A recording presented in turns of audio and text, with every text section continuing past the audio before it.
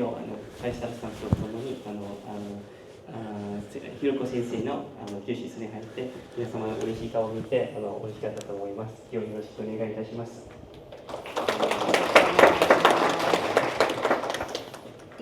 Okay.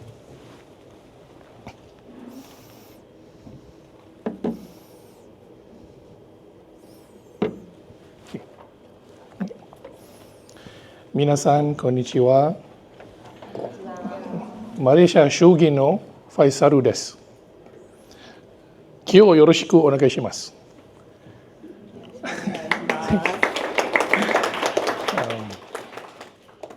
First and foremost, I would like to say thank you to my fellow colleague, Dr. Hiroko Kushimoto, whom I have met for the first time about 15 years ago, 2010 if I'm not mistaken, when she was doing her PhD field research in Malaysia.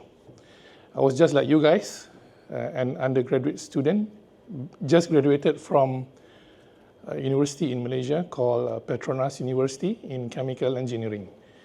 But I have great interest in Islamic philosophy. So because of me and Dr. Hiroko, we share same teacher in Malaysia, which I will share later. First and foremost, I would like to extend again my utmost appreciation for Dr. Hiroko Sensei for inviting me to share my experience and a bit of knowledge about Malaysia, Malaysian politics, Islam and Malay to the students of Sophia University, Faculty of Global Affairs. All right, Global Studies. Global Studies. And basically, as stated in the slide, I am a member of parliament, or in Japan they call Diet, right? So I'm elected and I represent about 100,000 voters in the east coast of Malaysia, called the state of Kelantan, where the state is ruled by an Islamic party for almost 30 years. So it's a very conservative area. I think Dr. Hiroko also did her work over there. And Islam is very much part of politics and social development. And prior to me being elected in 2022, I used to be Deputy Youth and Sports Minister. I was in the government, and basically, but then I was appointed as a member of Upper House, as the Senate. Now I'm the member of Lower House, which is Dewan Rakyat, they call it in Bahasa. And being senator, your term is 3 years. But for member of Lower House, 5 years until you go for election, and if you win, you'll be re-elected. So in Malaysia, for you to become Prime Minister, you must be a member of Lower House. You cannot be a member of Upper House because your term is short, 3 years. So that's why unless you are being elected by the people and your party win big, only then you can become the Prime Minister of Malaysia.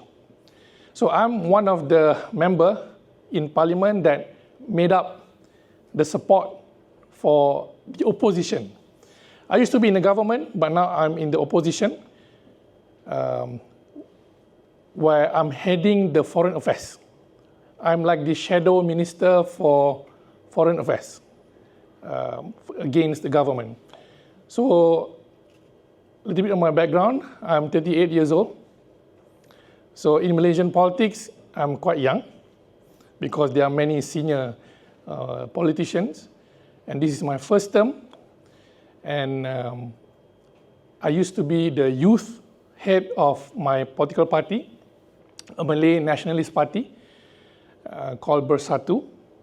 And I have masters in geopolitics, territory and security from King's College London.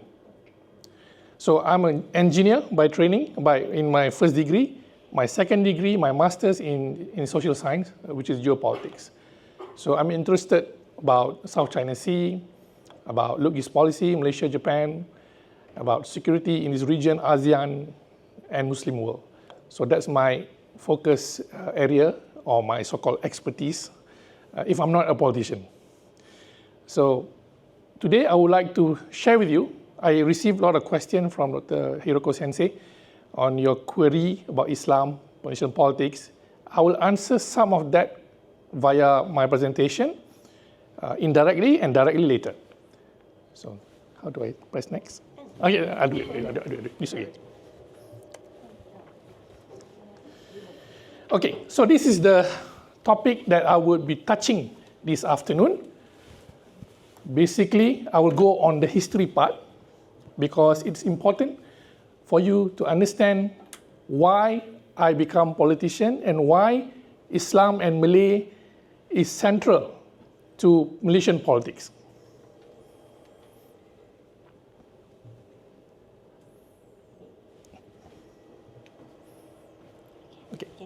Okay. All right. For all Malaysians, when you talk about politics, about power, about government, Malays in Malaysia will always identify our origin with the Sultanate of Malacca. This is a map that basically depicts the area of influence of the Sultanate of Malacca in 16th century, before the European colonialists came to this part of the world. If you notice, the whole Malaysia, in Peninsular Malaysia, and also big chunk of Indonesia now, were under the Sultanate of Malacca. Sultanate of Malacca became Islam a bit in 14th century, so a bit late, yeah. And Malaysia nowadays also have their state here, but in the past they were all under the Sultanate of Brunei. But now Brunei became very small because of geopolitics during Cold War. So the ancestors of the Malay Sultanates, in Malaysia we have 9 kings, 9 rulers, the largest among all nation states in the world. In Japan you have only 1, we have 9. Rotation to become king in Malaysia. So all of them identified themselves from this empire. Oh, sorry. Okay. So this is the Sultanate of Malacca in the 16th century. And they are Islamic kingdom. So a guy by the name of Parameswara, originally he was a Hindu in origin, a Malay but Hindu. So my great ancestors, they were Hindus and Buddhists. So they became Muslim after the conversion. And interestingly, the Malays became Muslim not by sword, not through war, but by propagation, by what we call da'wah, call to Islam, and through trade and marriage. Nothing to do with war, like what happened in the Middle East, in Ottoman Empire. So it was very peaceful. And because of the structure of the Malay society is feudal, when the king became Muslim, the subject also became Muslim. So it was a mass conversion during those days when Parameswara became Muslim and he took the name Sultan Iskandar Shah. And Malacca has always been multiracial. It's a cosmopolitan. It was an emporium. It was the center of trade between East and West. When the Arab traders want to buy spices, they will always come to this part of the world. When they want to buy porcelain from China, they will always have to come and stay in Malacca because there were monsoon season.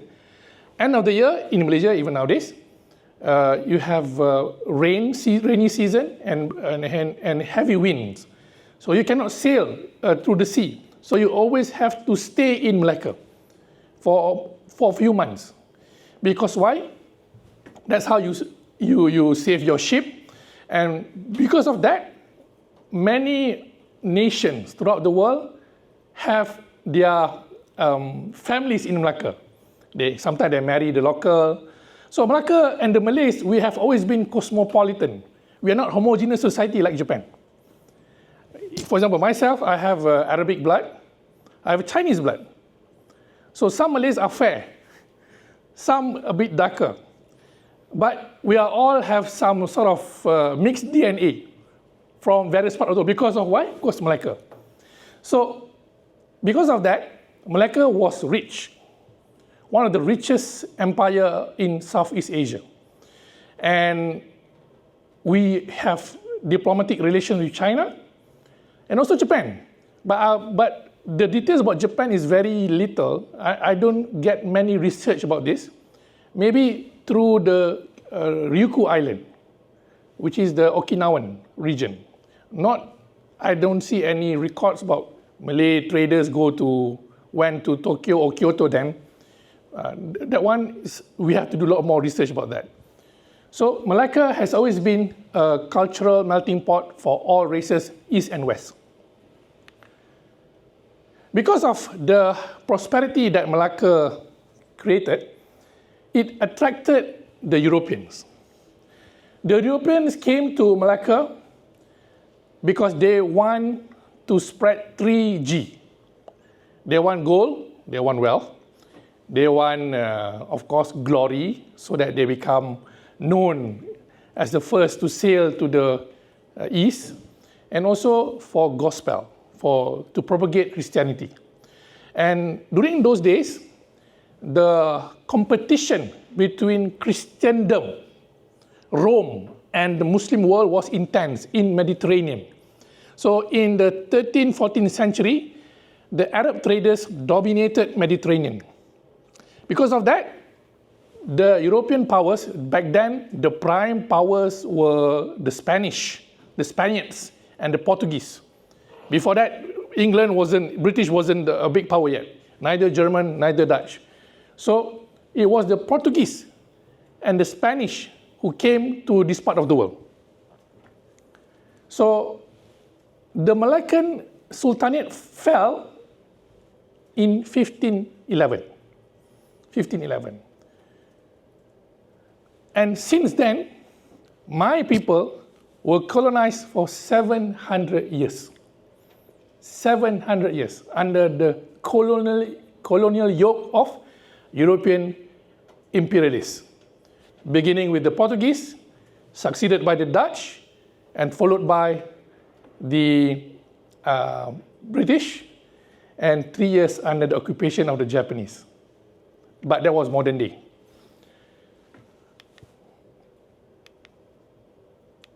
Okay, this map is important for you guys to know. I'm sure you have seen it. Have you heard about the Treaty of Tordesillas? When during those days, how the European powers, because they think they rule the world, they said to each other, okay, look, we do not want to fight between the Spanish and the Portuguese. We divide the world in their map according to two major divisions. So they signed this treaty, 1494, between Spanish and Portugal. The Northern America, Latin America, they are claimed by the Spanish. That's why Lionel Messi spoke what? Spanish, right?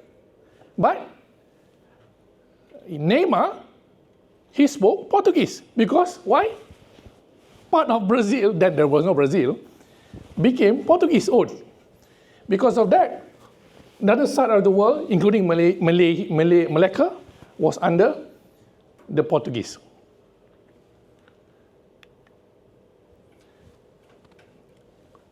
But Portuguese rule was very much reduced when the Dutch came. The Dutch, you notice the Dutch now, the country is very small, smaller than Malaysia. But they ruled the world back then. After Portuguese, after Spain, it was the Dutch. So the Dutch came to this part of the world for spices and nutmegs. You see, if you notice the European cuisine, it's very bland. Not like our cuisine. I mean, Japanese cuisine, a lot of soy sauce. Malaysian cuisine, also a lot of spices. But the Europeans, even the English, despite they colonized 1/3 of the world, even India, you can see their cuisine is very, I would say, bland. There's no spices.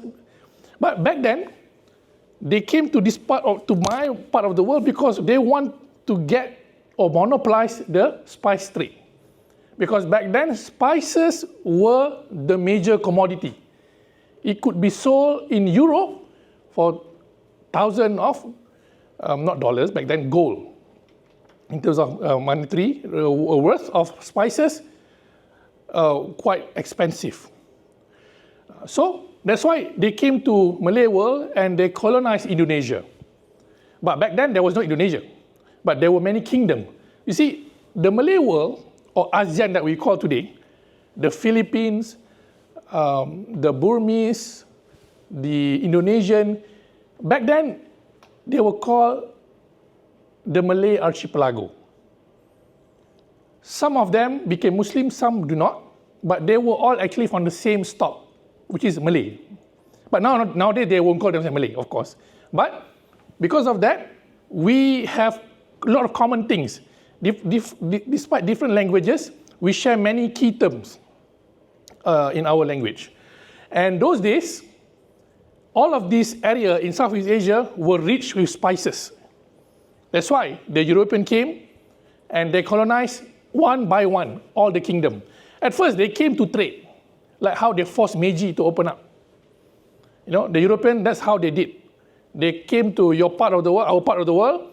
They want to trade. When our king refused to give in certain condition, what did they do? They create division between the royal family. Then they took side with one of the princes, and they defeat the ruling family. They install their so-called puppet or proxy. It happened everywhere, in India, in Malay World, in Indonesia. There will always be, the method of colonialism was divide and conquer. So Malacca fell, Portuguese fell, and then Dutch came, and Dutch colonized us for almost 300 years. That's why we have some Dutch language in our vocabulary. For example, almari, which is cupboard, garfu, fork. And later on, the British came, because the British also entered the race to to profit from the spice trade. The defining moment came in 1871, when the European powers, they always think the world is theirs. They divided my region into two. One belonged to the British, another belonged to the Dutch. Actually, this Malay kingdom here and this part of the world, we are families. They are related. But because of this division, modern days, we are separated. So this become Malaysia, this become Indonesia. But actually, the language is the same. In fact, I can trace my ancestry to this part of called Sumatra Island. So the British colonized us, and the Dutch colonized the Indonesia. The Dutch was brutal. Compared to the British, the Dutch was brutal. They killed, they maimed, they oppressed the Indonesians more than the British. Okay, the British also brutal, but more gentlemanly, more indirect rule. The British used legal methods to colonize Malaysia. They educate elites of the Malays to be like Englishmen, so that they can be appointed as representatives of British administration. So it is more like a mental colonialism for the Malays in Malaysia.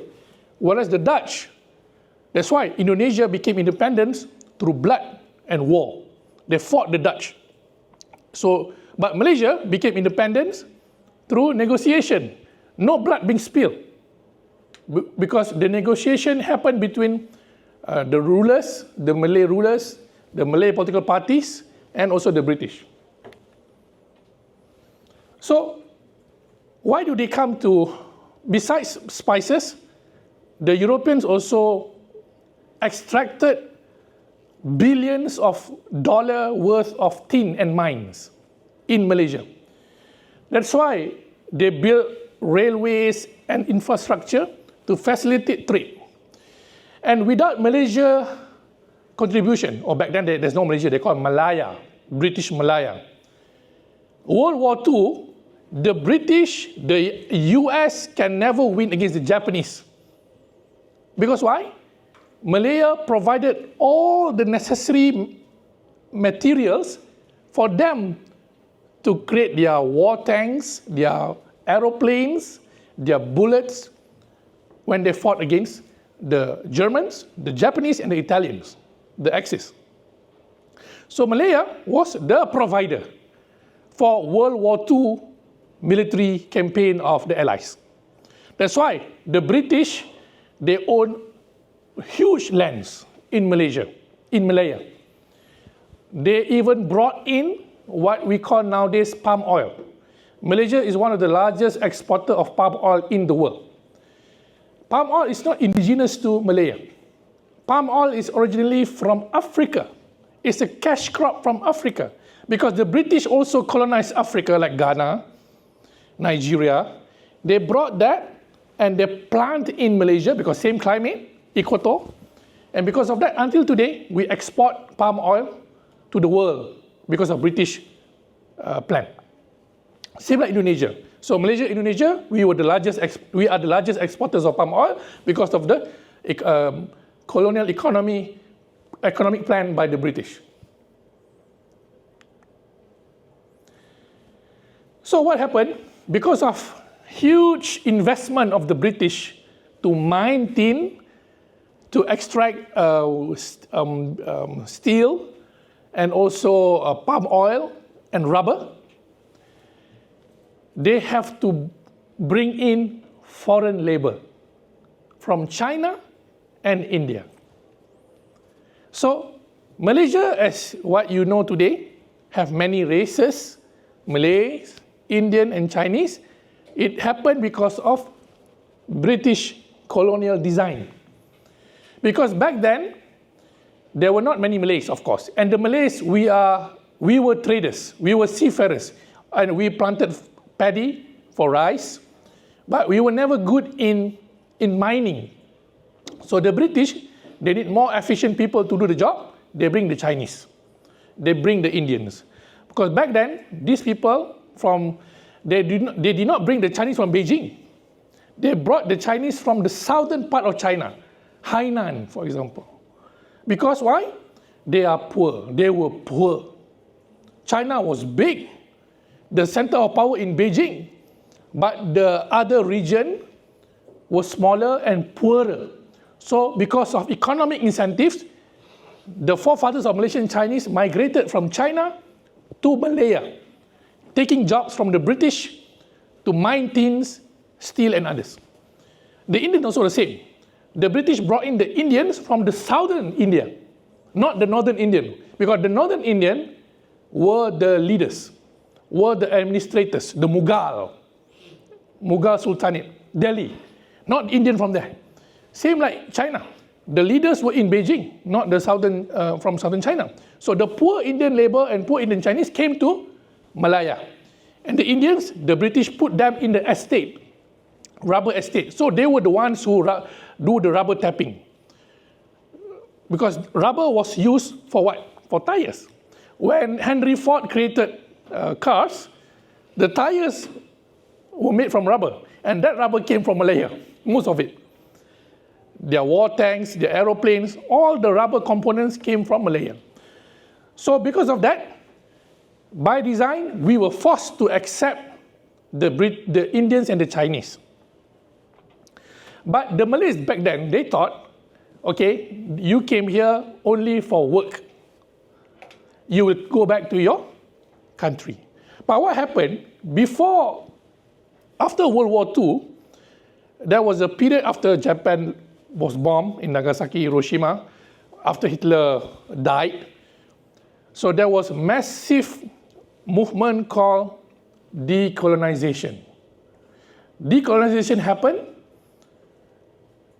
because the empire was too expensive to maintain. So the British had to relinquish Malaya. Because of that, we were given independence, but with conditions.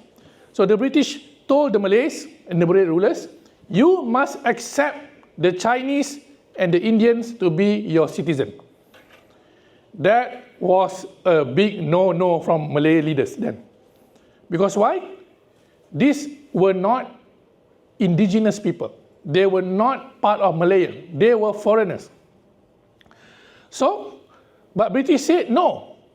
Because China was having problem, India was having problem, no one going to accept this foreign labor. So they are trapped. And in fact, they planned to go back to China and even India. But because of World War II, things were very bad in China and bad in India. So at the end, they stuck in Malaya. So the British said, you must accept.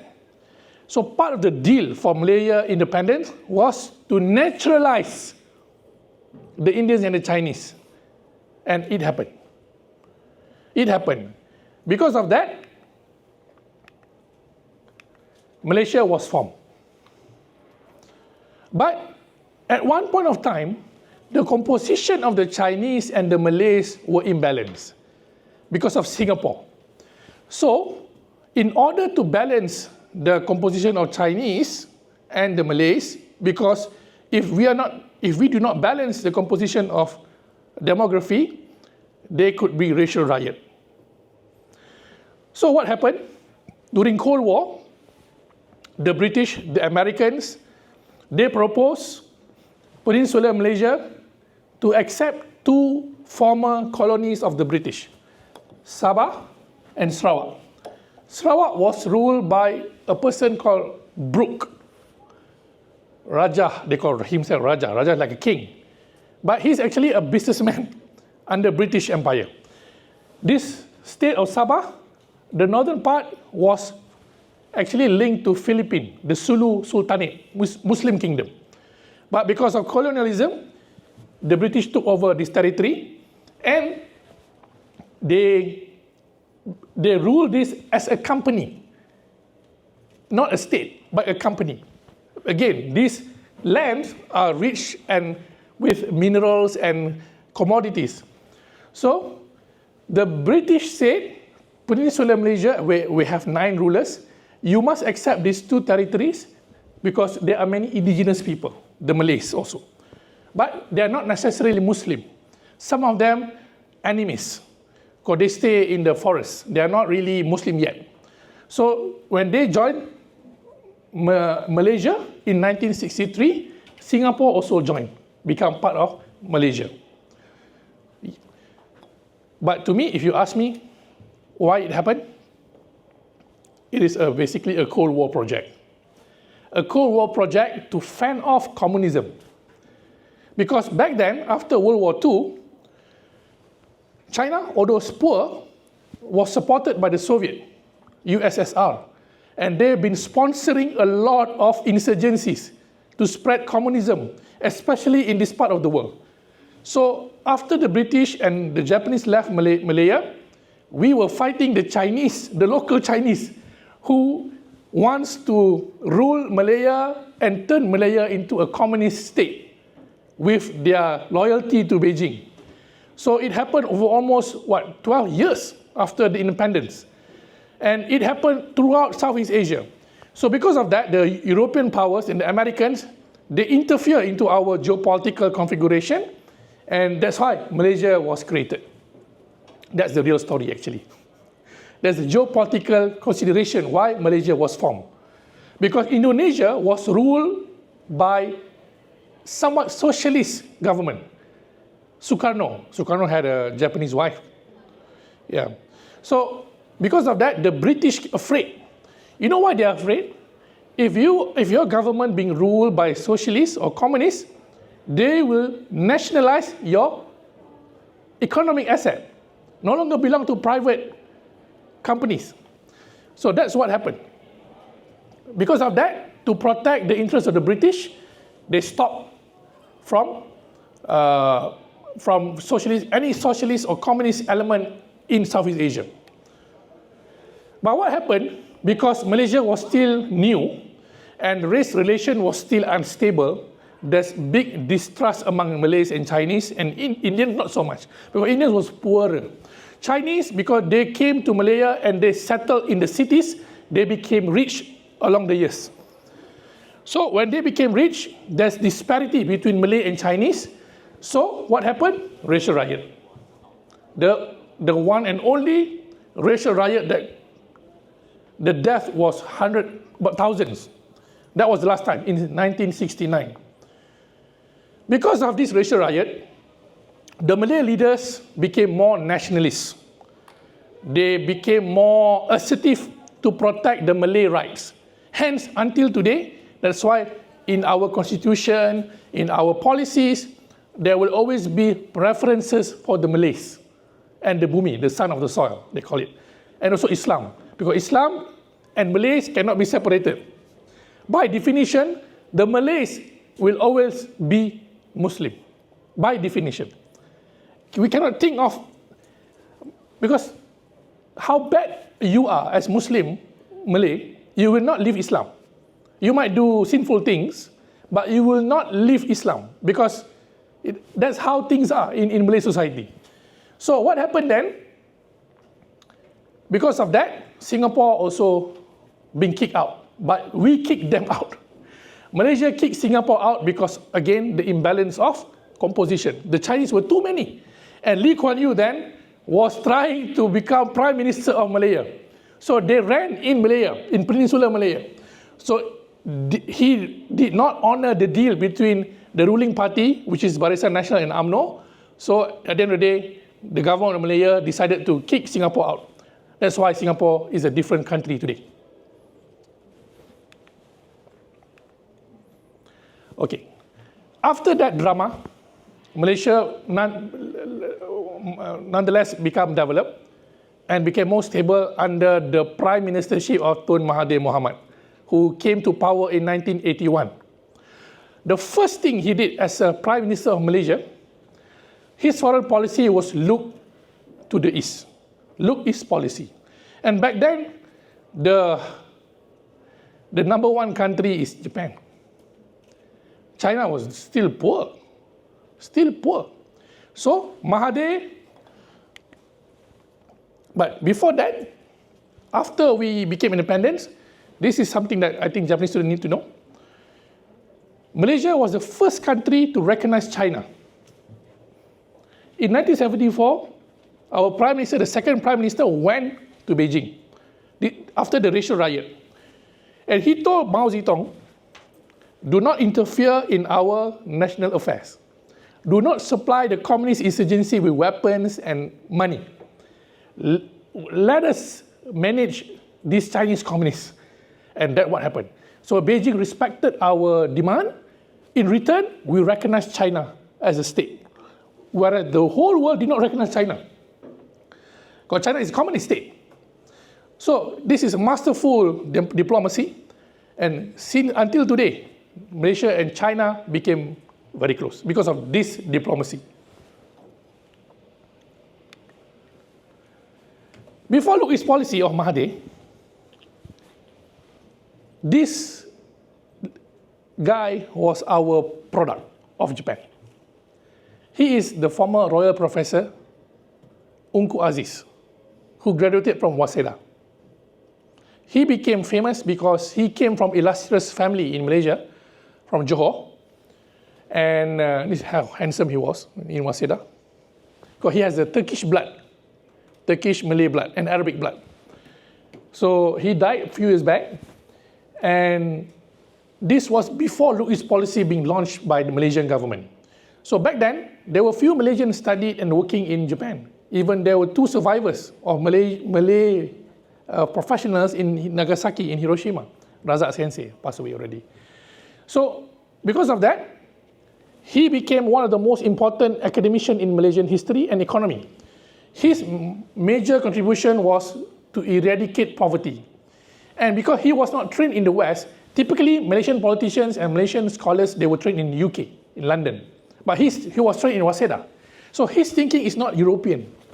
His thinking is Japanese. Because of that, he brought Japanese thinking and policy in Malaysian economic development. So we've read, my brother here, Fidaus' son, is studying there. So he is continuing the legacy of Unku Aziz. I think he had contributed a lot for Malaysia and Japan relation because of his background in Waseda. But this was before Look East policy. Okay, that's me and Tun Mahathir. He's coming to Tokyo today. He's in Osaka. He will be speaking in Nikkei. I'll be going to Nikkei as well. So, Tun this year is 100 years old. I think it could be the last time he will be in Japan because of age factor and health factor. When he became Prime Minister in 1981, he launched Look East policy. Because of Look East policy, there are now about what, how many thousand, Fidaus? 27,000 Malaysian graduate from Japan. Because of Look East policy, thousands of Japanese companies are in Malaysia. Because of Look East policy, I grew up with Doraemon, Dragon Ball, Astro Boy, Mega Man, Pokemon. Why? Because in those years, in the 90s, whatever good from Japan, Malaysia will translate into Bahasa Melayu. And I consumed that as a kid. So I grew up just like Japanese kids in the 90s. We consume the same anime, manga, cultural products. PlayStation, Super Nintendo, Sega, name it. I have all that. Why? Because we go big with Japan. In education, in science, in technology, in industry. In fact, now you go to, how many of you have been to Kuala Lumpur? Can you please raise your hand? Kuala Lumpur. One. The rest? 1, 2, 3, 4. Oh, you have not been to Kuala Lumpur. It's 8 hours flight, not that far. And Kuala Lumpur, full of Japanese restaurants. I mean, Malaysians eat sushi like their meals. So, because of Tun Mahathir. And because of that, we have good relationship between Japan and Malaysia. And I can tell you this is my experience. My mother and my father, they work in Petronas, or the Malaysian oil and gas company. When we nationalized our oil and gas, the British, Shell, BP, Exxon, they left Malaysia. They did not bother to help Malaysia set up our oil and gas industry. Who was the one who helped us for free? It was Japan. Because of that relationship, despite Japan occupied us for 3 years, Malaysia never viewed Japan in negative ways. You ask any Malaysian outside in Malaysia, but they have critical view on US and UK, English, but not Japanese, because of this man. So, Malaysia's rapid development and industrialization was by the hands of the Japanese. Because we work very closely, Malaysian companies have a lot of engagements, collaboration with Japan, we became developed. The Twin Towers in Malaysia, one is built by the Korean, one is built by Japanese.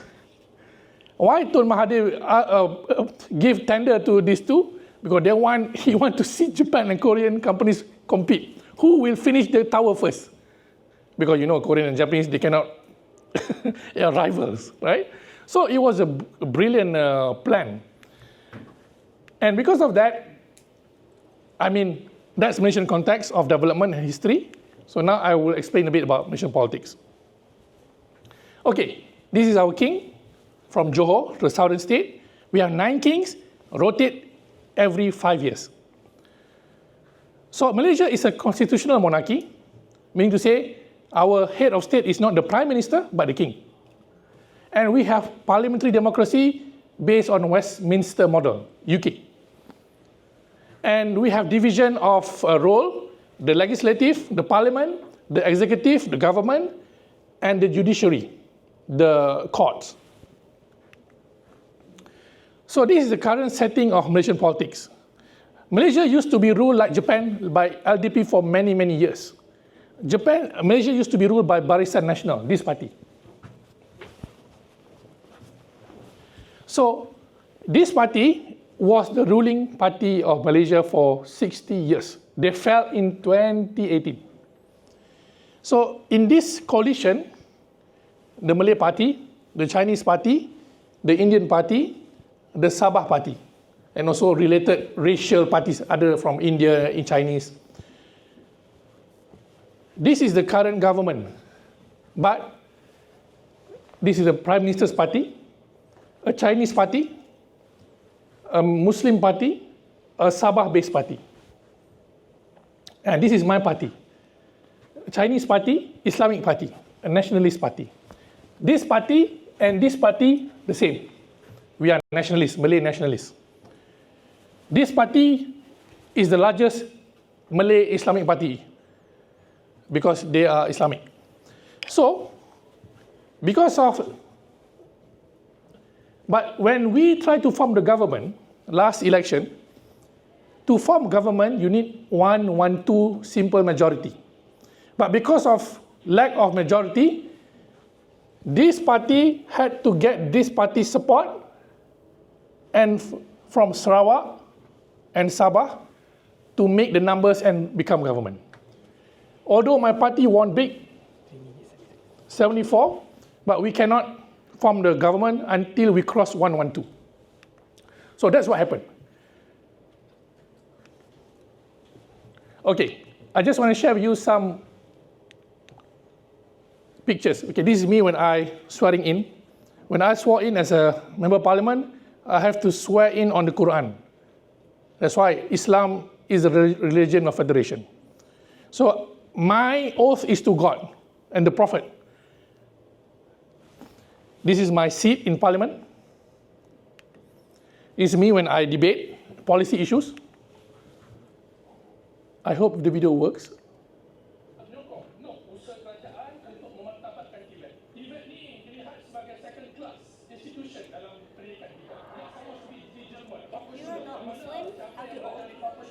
Sorry? If you're not Muslim, how do you If you're Christian, Bible, and secular oath.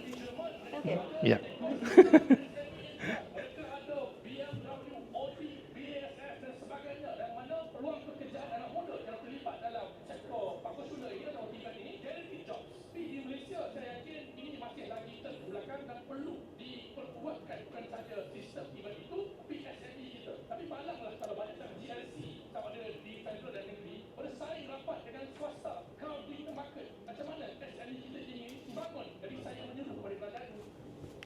Okay. So I was a deputy US sports minister. Debate in parliament is in Bahasa. This is me leading the youth party, youth wing of my coalition. Being an MP, I need to go to the ground. If there's flood, emergencies, I have to be on the ground, helping the poor people. If not, I will not be voted. So this is a campaign. I ran under Islamic Party. Although I'm from the Nationalist Party, I ran under Islamic Party. That's why we wear green. This is, of course, political rally in Malaysia, full of drama, more than Japan, I believe. I represent Malaysia in few occasions. This was in Russia. This is former ambassador of Japan to Malaysia. This is like our Malay cultural traditional costume that we wear not during any function except certain function. These are my teachers, and also Dr. Hiroko Sensei's teachers. So I learned Islam from Professor Syed Najib Alatas and Professor Wan Muhammad Wandau. So I guess that's all from me today. Maybe if there's a space for a bit of question and answers.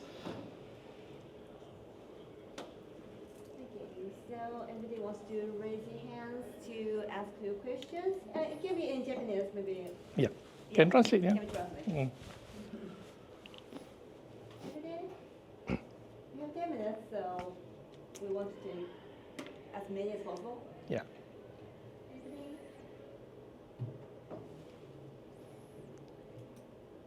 Yeah, you can think some more. Maybe can you talk a bit about Okay, about some of the questions from the students about how do you think about today's situation in Malaysia, making Malay and Islam as the official religion, the main privileged group. How does it work later on? Okay. Thank you, Dr. Hiroko. As you have learned just now, the history of Malaysia linked to Sultanate of Malacca. Sultanate of Malacca is an Islamic kingdom where Islamic law was already instituted. Islam and Islamic law is embedded in Malay society. So when we govern Malaysia, since the beginning of Malaysian independence, Islam has been enshrined in our constitution as the religion of federation. Meaning to say, although Malaysia is not an Islamic state, it is a Muslim country because Islam being given special position. Malays, because we are the majority and we sacrifice some of our rights to be given to the Malaysian Indian and Malaysian Chinese to become citizen. That's why in the constitution of Malaysia, Malay has also been given special rights and special place. And that special rights and special places are being translated into policy, in economy, in education, scholarship and others. That's how Malaysia preserve harmony and stability. If not, I can tell you there will be infighting between races, and that is a recipe for disaster. So I believe Islam and Malay, although I know Japanese might view it as why you were given special position. As I said, because of historical reason. Malaysia is not a country suddenly being born out of the blue. It was created and continuous successor of Malacca Sultanate, which is an Islamic kingdom. That's why Islam and Malay being given special places. Okay. I think as a politician, do you have anything that you are working on to make this harmony maintained, or something like to change, to tackle some issues related to Islam recently? Definitely, as a Muslim, we are taught by Quran, by the Prophet, by God, do not oppress others. So in order to maintain harmony, Muslim will need to always engage and dialogue with non-Muslim. We need to teach about Islam, but we cannot force others to become Muslim. No such thing as forced conversion in Islam. So Islam has to be taught, but not forced. At least the non-Muslim knows, for example, if I come to Japan, I cannot eat pork, I cannot eat chicken, I cannot eat meat, unless being slaughtered by Muslim. So because of that, there's a standard called halal. So these are the things that we Muslim in Malaysia teach others, so that they respect our rights and we respect their rights. Because Islam is not a religion that forces others to convert. So I think because of this dialogue and continuous engagement, Malaysia becomes a multiracial society and Islam being accepted as a religion of federation. Yeah. Yes. Good afternoon, Mr. Wan Faisal. Thank you so much for the presentation.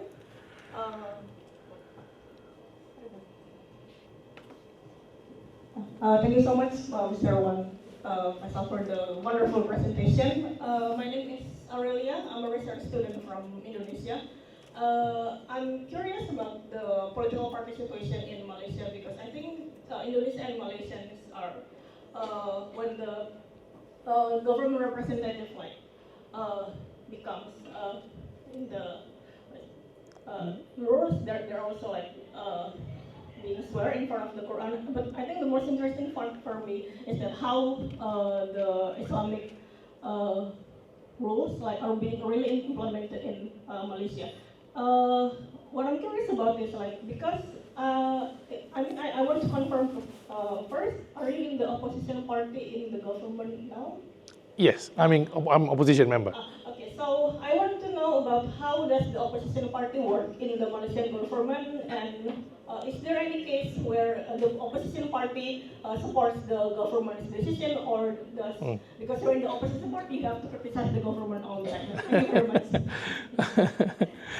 Yeah. Okay, you're right. Being opposition member, definitely my job is to always attack government.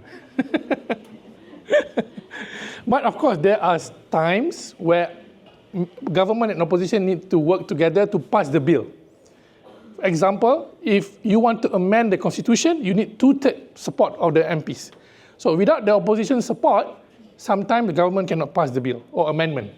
So for the sake of the country, we will help the government. But most of the time, the battle is vicious. We will not support the government. If the government do good things, we just keep quiet. Because why? We do not want to be seen supporting government because of our voters. Islam is under the administration of the rulers. So 9 rulers, they are controlling Islam in their own state. So not simply federation. So in terms of fatwa, religious law implementation, they are all under the 9 rulers. So it's different than Indonesia. Yeah.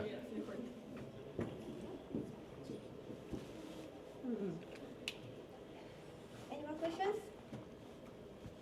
It's like a rare chance for you to ask some direct questions to such a person. You can ask anything. Okay. Yeah, please.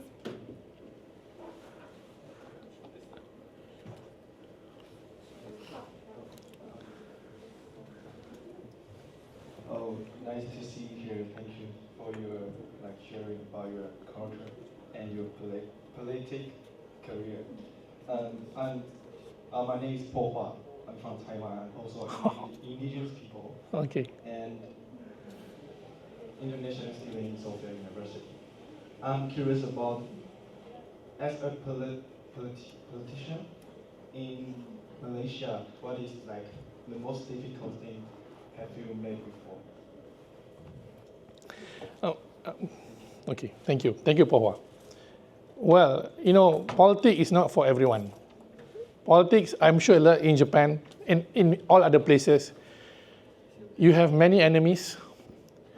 You have to do a lot of unpopular decisions sometimes, and you will be criticized like crazy in social media.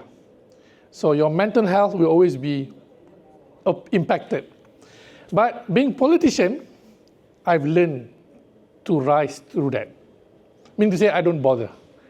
Okay, I listen to people's complaints, but if people just attack me for no reason, I just accept it as part and parcel of my job. Because why? I have purpose. I'm in politics to serve the people. I'm in politics to do greater goods. For example, I'm in Japan because I want to plan 100 years of Look East policy for Malaysia and Japan. Not for myself, for my children and my grandchildren. Because I believe that's the way forward for both Japan and Malaysia to prosper. So, as a politician, I have that power to influence decision in the government. I can speak in the parliament because whatever I speak in parliament, they cannot ignore. You speak in Facebook or in Instagram, they can ignore. But parliament, no. So that's the power of being politician. So I use that power and privilege to do good things. That's what Islam taught me. Any more questions? We got asked? Nothing?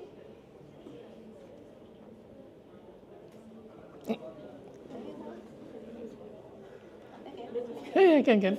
It's briefing. So I think I have one more question. During your university time, what is the most impacted lesson that you have learned during your university year that shapes how the way you are right now as a politician? Thank you so much. Well, when I was like you guys, 15 or 20 years ago, my involvement in university curricular activities in societies shaped my character as a leader. Just like you guys also, I'm not good in speaking publicly. I feel ashamed, I feel timid. But when I was like you guys, I forced myself to be brave, to speak. I also not good in English. I mean, I learned hard. Because of that, I'm able to write and speak better, with confidence, with knowledge. That came through university training, not in the classroom, outside. When you get involved in society, when you learn to do presentation. So I know many Japanese students in Malaysia who learn English very well, who learn bahasa like Dr. Hiroko Sensei. Bahasa Melayu is easy to learn. So you don't have to be afraid of learning new things and afraid to try, although people might look down on you. So that's what I learned the most in university. Be yourself, be brave, be bold, be courageous. And that made me what I am today as a politician. I think all politicians are like that. You have to be a bit, not to say selfish, but you need to be bold. You must not be affected by people's view so much, because people will always drag you down and stomp on you. So don't bother that. Move, gambate, just move forward. And have your ikigai. Yes, as a Muslim, I know my ikigai, to serve God. In politics, to do good and stop doing bad things. You just need power. That's why politics in Islam cannot be separated. In Islam, I think Dr. Hiroko Sensei has taught you, there's no secularism. There's no division of worldly matters and religious matters. They are intertwined because of ethics. The Prophet and Quran taught us to live Islam from morning till night. 5 times a day prayer. We pray yesterday in Imperial Hotel at the parking lot. I cannot skip any prayer, even though in Japan. Even though I left my country, and here, no mosque, we still pray anywhere as long as it's clean. Like Dr. Hiroko Sensei, she wears hijab. Is it, it's hot in Malaysia to wear hijab. But why the woman still wear hijab? Because we believe in God, God's directive. So it is a willingness, Aurelia, wear hijab. You can open your hijab here, no one cares. But I'm sure you don't do that because you believe in God. Same like me and Firdaus and Dr. Hiroko Sensei. She's Japanese. She chose to be Muslim. So that's Islam. Okay, thank you so much. Can we take picture? Can we have a minute to take picture together? Maybe can you Can. a little back here? And can you be in the picture? Okay, then you can be here, and I will take from this side. Maybe I can ask something.